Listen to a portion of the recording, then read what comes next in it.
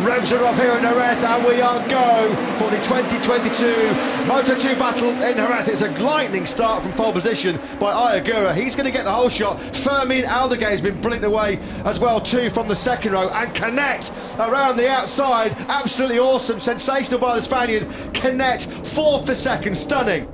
It's Augusto Fernandez who's just ahead of him. He's in between the two Mark BDS riders. You can see Sam Lowes, who wheelied across the liners as he left the liners. Simon Crafar spotted down in pit lane. There goes Sam Lowes up the inside. Fernandez, his former teammate, went a little bit wide. Lowes now back up into 7th place. Vietti crosses the line in 6th position and just ahead of Sam Lowes and Augusto Fernandez. Chantra up the inside, it looked like it's turn 1, taking 4th position from Fermin Aldeguer. Jake Dixon's made 1 place up on this first lap. He's up into the top 10. Not so his teammate Albert Arenas, he's dropped back to 14th. Oh, Vietti was aggressive on the inside of Aldeguer there into the second corner. It picked up the Spanish teenager and that allowed Sam Lowes to move through as well.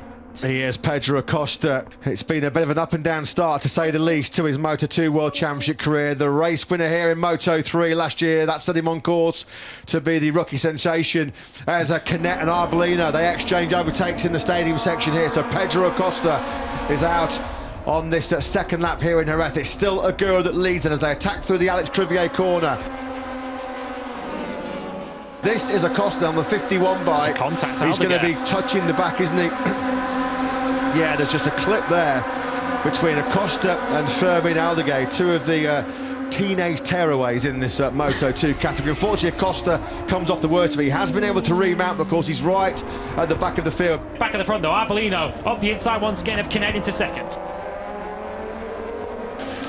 This was the race start, looking directly ahead of Sam Lowes. That front tyre just popped up a couple of times, didn't it, as he started to drive through the gears on that Elf Mark Vides racing machine. And then there's an instant up at the first corner between Chantra and Lowes. Oh yeah, Lowes had to check there.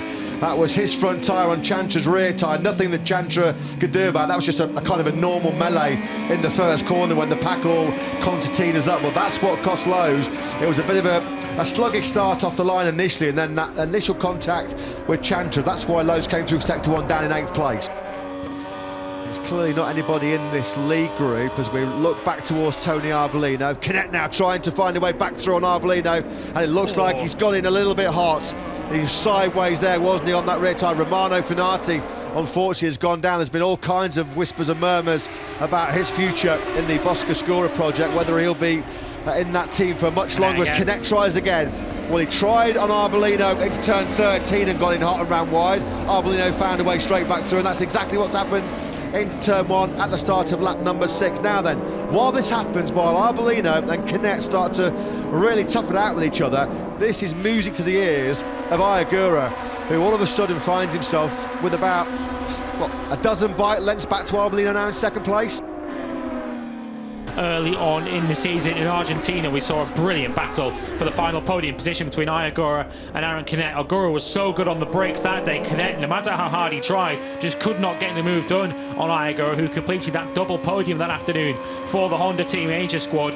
Are we going to be in for a repeat this time, though, for victory? Reminder, neither of them have won a Moto2 Grand Prix yet. Lowes has gone down. Sam Lowes in 4th place. Sorry, Lewis. Sam Lowes was trying to recover from that poor start, and then the contact early on with Somkiat Chantra and going into turn number 8. Well, I was just thinking, like, this has been a really good recovery by Lowes, and he was really starting to close in on his teammate Tony Arbolino, and the front end just washes out from underneath him. It was a big slide.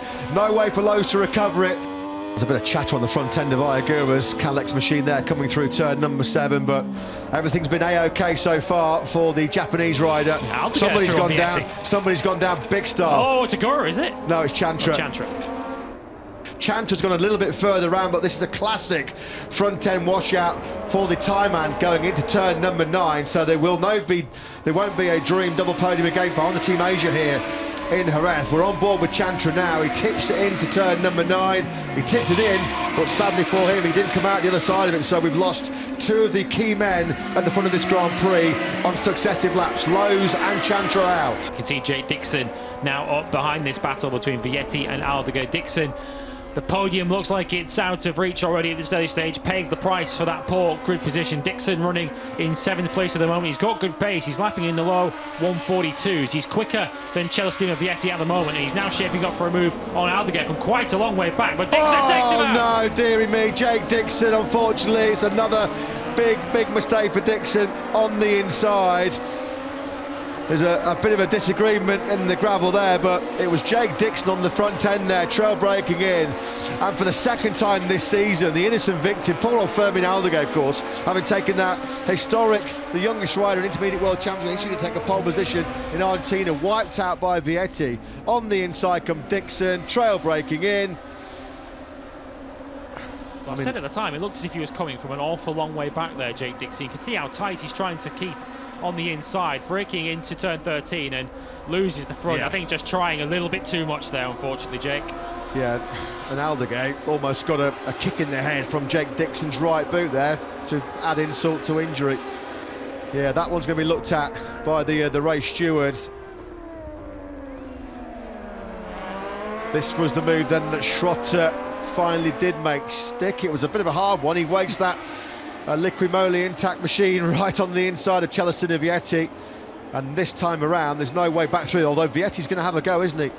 Schrotter was just in a little bit wide there in turn 6, but this time crucially he was able to pick up the throttle, get the drive out of the Dani Pedrosa corner and streak away from Vietti in 6th place.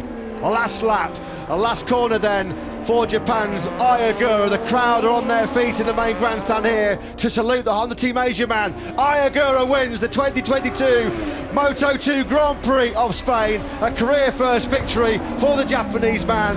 They're delighted and delirious down at Honda Team Asia.